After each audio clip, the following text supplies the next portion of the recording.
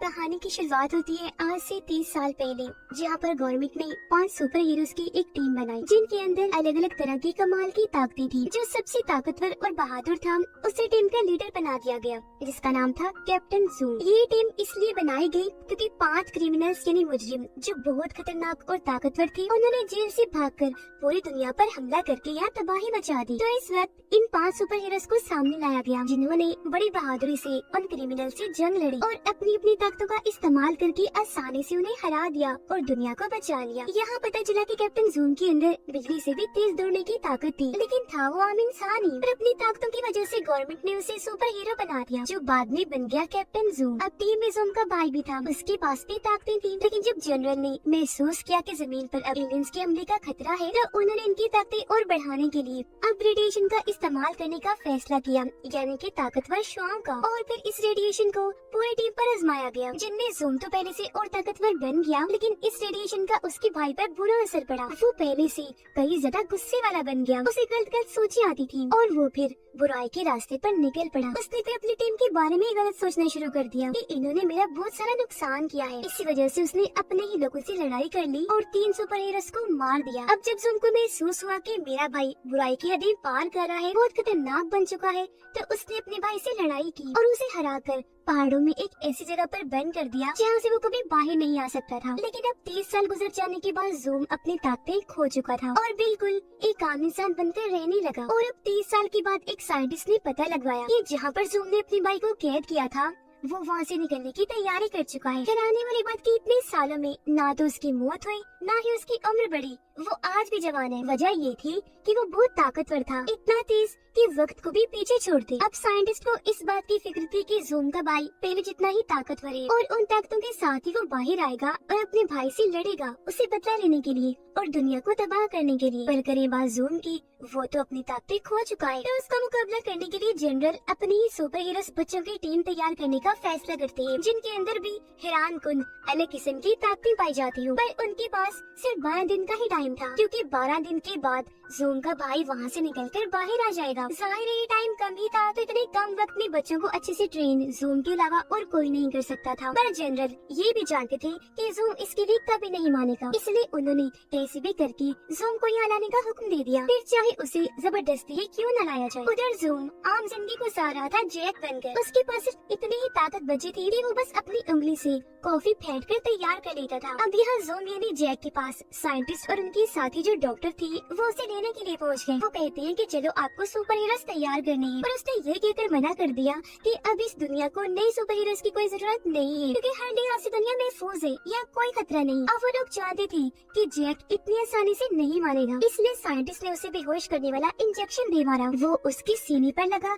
जिससे जैक बेहोश हो गया और ये लोग उसे अपने साथ ले आए। यहाँ साइंटिस्ट और जनरल ने फैसला किया कि हम जैक को उसके भाई के बारे में कुछ नहीं बताएंगे, क्योंकि जब उसे पता चलेगा कि मेरा भाई जिंदा है, तो हो सकता है वो एक्साइटेड पर जोश हो जाए और उससे लड़े ही ना। इसके बाद हमें दिखाई गई सुपर हीरोज की छोटी नई टीम, जिनमें सबसे छोटी 6 साल की बच्ची थी। उसके पास ये ताकत थी कि वो कोई भी भारी चीज आसानी से उठा लेती थी। अब उसके पास ये ताकत तो थी ही, लेकिन कैसे भी करके वो सुपर हीरो के टेस्ट को पास करना चाहती थी, जिसके लिए बहुत सारे बच्चों को यह टेस्ट के लिए बुलाया हुआ था। लिस्ट में अगली 16 साल की एक लड़की थी, जिसके दिमाग में इतनी ताकत थी कि वो बस दिमाग के जरिए ही किसी भी चीज को उठाकर इधर से उधर कर सकती थी। स्कूल में बाकी बच्चे उसे परेशान करते थे, इसीलिए वो सुपर हीरोज की टीम में शामिल होना चाहती थी। अगला एक लड़का था जिसके पास गायब होने की ताकत थी। इस ताकत का फायदा उठाकर वो बहुत मस्ती करता था, क्योंकि बार बार गायब होकर वो लोगों को हैरान करता और खुश होता था।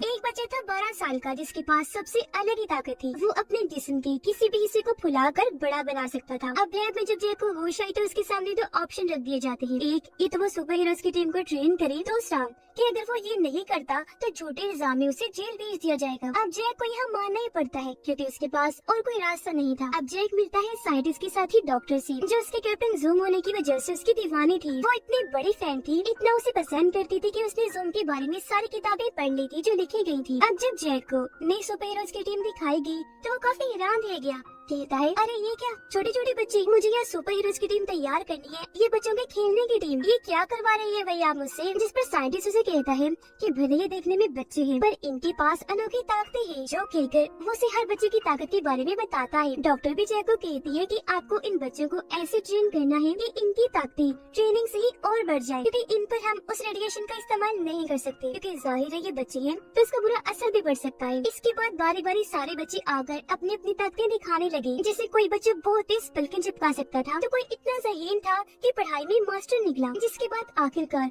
उन्हें 4 बच्चों को सुपर हीरो बनने के लिए चुना गया, जिनकी ताकतें मैं आपको बता चुकी हूँ। अब पता चला कि जैक के भाई के वापस आने में बस 9 ही दिन बाकी रह गए हैं। साइंटिस्ट और जनरल आपस में बात करते हैं। जहाँ वो बच्चों की टीम से तो बहुत खुश थे, लेकिन साथ में उन्हें इस बात की फिक्र भी थी कि जैक इतने कम टाइम में बच्चों को ट्रेन कर पाएगा भी या नहीं। जनरल तो बच्चों को इतनी जल्दी तैयार होता देखना चाहता था कि वो तो बच्चों पर रेडिएशन को भी आजमाने के लिए तैयार था, पर नुकसान न हो जाए इस वजह से साइंटिस्ट ने ऐसे करने से मना कर दिया। अब शुरू में तो बच्चों ने जैक पर इतना ध्यान नहीं दिया, बस ये समझा कि हमें ट्रेन करेगा। लेकिन जब डॉक्टर सबको ये बताती है कि असल में जैक ही कैप्टन ज़ूम है, तो सारे बच्चे काफी खुश हो गए, क्योंकि वो भी उसके फैंस थे। आकर उसके पास आ जाते हैं, सिवाय गायब होने वाले लड़के के, क्योंकि उसे अभी भी उस पर शक था। अब जैक, साइंटिस्ट और डॉक्टर मिलकर बच्चों की ताकतों को देखने लगी। वजन उठाने वाली बच्ची जो सिर्फ 6 साल की ही थी, उसने भारी से भारी वजन उठाकर सबको हैरान कर दिया। पर जैक को यहाँ वो बच्ची खास पसंद नहीं थी, क्योंकि वो बहुत बोलती थी, हर वक्त जैक से बातें करती रहती थी। गायब होने वाला लड़का यहाँ उन लोगों को काफी परेशान कर रहा था, क्योंकि जब कोई उसके पास आता उसकी ताकत देखने,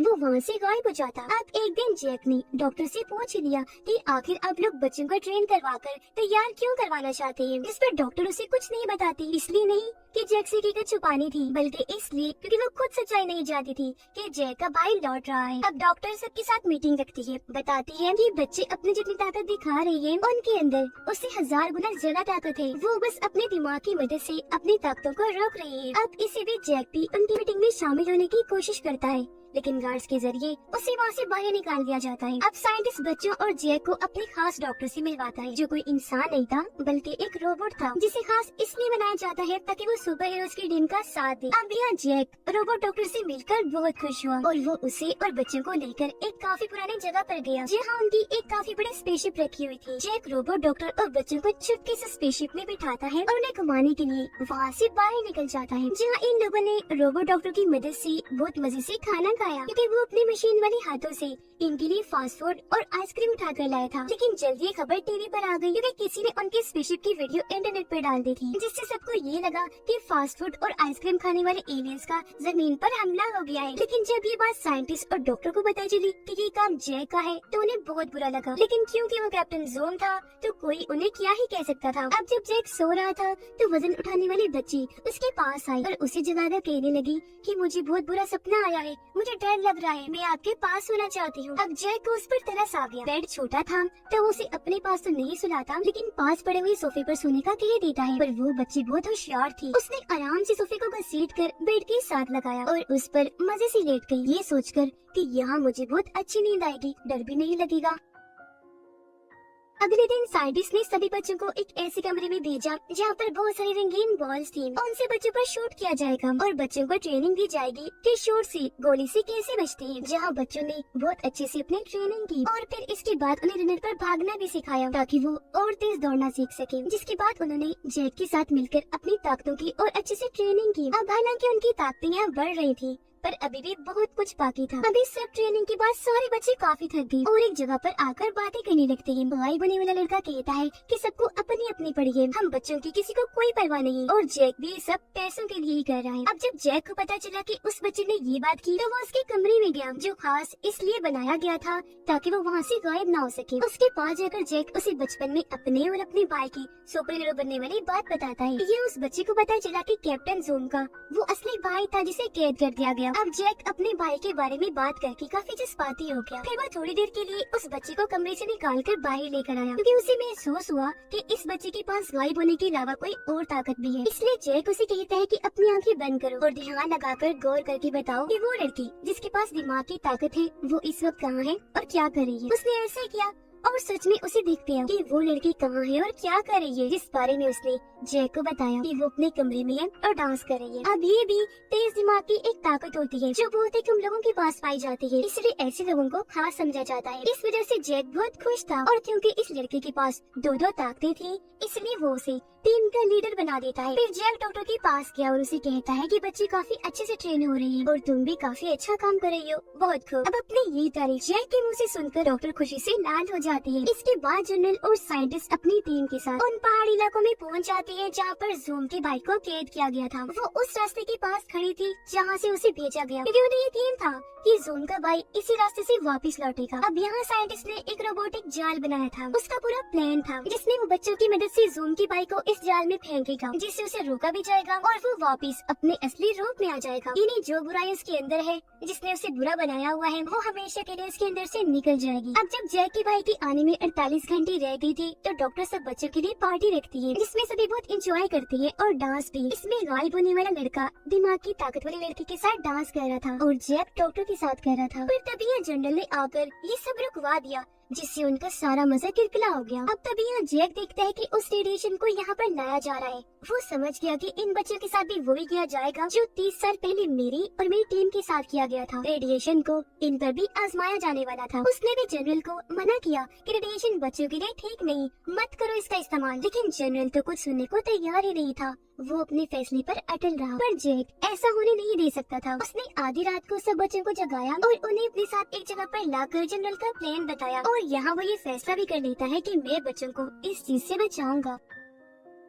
यह अगुवाई बने वाली लड़की ने फिर से अपना दिमाग लगाया, जहाँ उसका दिमाग अब उस जगह पर पहुँच गया जहाँ सभी साइंटिस्ट और डॉक्टर थे। और उसे यहाँ पता चल गया कि ये सब कुछ दरअसल जैक के भाई को मारने के लिए किया जा रहा है, क्योंकि वो वापस लौटने वाला है। और ये सब कुछ वो जैक को भी बता देता है। अब जब उसे पता चला कि मेरा भाई जिंदा है तो उसे यकीन ही नहीं आया। वो बच्चों को वापस बेचकर जनरल के पास पहुँचा और गुस्से में इस सब के बारे में सवाल करने लगता है, जिस पर जनरल कहते हैं कि हाँ, तुम्हारा भाई जिंदा है जो अगले 2 घंटों में बाहर आने वाला है। यहाँ जब जनरल को समझाने लगा कि बेशक उन बच्चों के पास ताकतें हैं, लेकिन मेरा भाई भी इतना खतरनाक है कि बच्चे उसका सामना नहीं कर पाएंगे, इसलिए प्लीज मत करो ऐसा, रोक दो इस मिशन को। पर यहाँ जनरल बजाय उसकी बात मानता वो जैक को एक कमरे में बंद करवा देता है। उधर डॉक्टर सभी बच्चों को छुड़वा कर अपने साथ साइंटिस्ट के पास ले जाने लगी, पर जनरल के कुछ डॉक्टर्स उनका पीछा करने लगते हैं, जिस वजह से पीछे मुड़कर डॉक्टर जोरदार फूंक मारती है, जिससे हैरत वो सभी डॉक्टर्स उड़कर दूर जाके गिरते हैं। यानी कि इस डॉक्टर के पास भी ताकत थी। इसके बाद वो डॉक्टर बच्चों को लेकर जैक के पास गई, उसे भी आजाद करवाकर स्पेसशिप में बिठाया और ये सारे यहाँ से निकल गए। अब वो जगह खुली जहाँ पर जैक का भाई कैद था और वो वहाँ से निकलकर बाहर एक जगह पर आ गया। ठीक इसी वक्त उनकी स्पेसशिप भी वहाँ पहुँच गई। तब जैक सब बच्चों को अंदर ही छोड़कर अकेला ही अपने भाई से मिलने बाहर चला गया। अब क्योंकि दोनों इतने सालों के बाद एक दूसरे से मिल रही थी तो वो पहचान ही नहीं पाया कि जैक मेरा भाई है, यानी कि ये ज़ूम है। उसका भाई अभी भी जवान और ताकतवर था, जबकि जैक की उम्र अब थोड़ी ज्यादा हो गई थी, साथ ही वो कमजोर भी था। यह जैक आराम से उसके पास जाकर समझाने की कोशिश करने लगा, लेकिन उसने सिर्फ अपना हाथ ही जैक के सीने पर रखा, जिससे वो उड़ता हुआ काफी दूर जाके गिरता है। इतनी ही देर में सारे बच्चे भी स्पेसशिप से निकलकर बाहर आ गए। उनकी तरफ जैसे जैक के भाई ने देखा, उसका ध्यान भटक गया, जिस चीज का फायदा उठाकर साइंटिस्ट ने उसकी तरफ वो रोबोटिक जाल फेंक दिया। अब जैक के भाई ने जब जाल को अपनी तरफ आता हुआ देखा तो उसने बड़ी आसानी से सिर्फ अपने हाथ की मदद से उस वजन उठाने वाले बच्चे की तरफ फेंक दिया। वो जाल बच्चे की जान लेने ही वाला था कि तभी यहाँ जैक ने अपनी ताकतों को जगा लिया और अपनी फुल स्पीड से उसने बच्चे को उस जगह से हटाकर उसकी जान बचा ली। वो जाल दीवार से जाकर टकराया और पूरी दीवार तबाह हो गई, जिसके बाद जैक अपनी सुपर स्पीड का इस्तेमाल करते हुए सिर्फ 5 सेकंड्स में लैप दिया और अपना सूट पहनकर वापस भी आ गया। अब यहाँ साइंटिस्ट उन्हें बता देता है कि अगर जैक के भाई को उस रोबोटिक जाल में फेंक दोगी तो वो पहले जैसा हो जाएगा, तो अपना ये काम जल्दी से कर लो। जिसके बाद गायब होने वाले बच्चे ने बार बार उसके पास जाकर गायब होकर उसका ध्यान भटकाया और दिमागी ताकत वाली लड़की ने बहुत सारे पत्थरों को अपने कंट्रोल में करके हवा में उठाया और उसके भाई की तरफ फेंक कर दे मारी। बोलने वाले बच्चे ने अपना पेट बड़ा करके उसकी मदद से जैक के भाई को जोर से मारा, जिससे वो हवा में काफी ऊपर उड़ गया। ये देखकर वजन वाले बच्चे ने एक खंभे के जरिए उस पर कई बार खतरनाक हमले किए और उसे डॉक्टर की तरफ भेज दिया। डॉक्टर ने यहाँ जोरदार फूंक मारी और आखिरकार वो रोबोटिक जाल में गिर ही जाता है। कुछ ही देर में सारी बुराई उसके अंदर से निकल गई और वो वापस अपने रूप में आ गया। वो बाहर आया जहाँ उसे अपनी गलतियों की शर्मिंदगी थी, पर उसे माफ कर जैक उसे गले से लगा लेता है। जिसके बाद ज़ूम साइंटिस्ट के साथ मिलकर अपनी नई सुपर हीरोज की टीम बनाता है जिसमें ये सारे लोग शामिल थे। और अब वो यहाँ अपनी स्पेसशिप में बैठकर वहाँ से उड़कर वापस आ जाते हैं। वो अपनी इस कामयाबी पर बहुत खुश थे क्योंकि उनका मिशन भी पूरा हो गया था और जैकी भाई को भी मरने से उन्हें बचा लिया था, वापस उसे अच्छा इंसान बना दिया था। ये फैसला भी किया गया कि आइंदा की बात रेडिएशन का इस्तेमाल नहीं किया जाएगा, बस ट्रेनिंग के जरिए ये ताकतों को बेहतर बनाया जाएगा। और अब ये सब जोन के साथ काम करने वाले हैं जो आने वाले किसी भी खतरे से मिलकर लड़ेंगे। इस फिल्म की कहानी यहीं पर खत्म हो जाती है।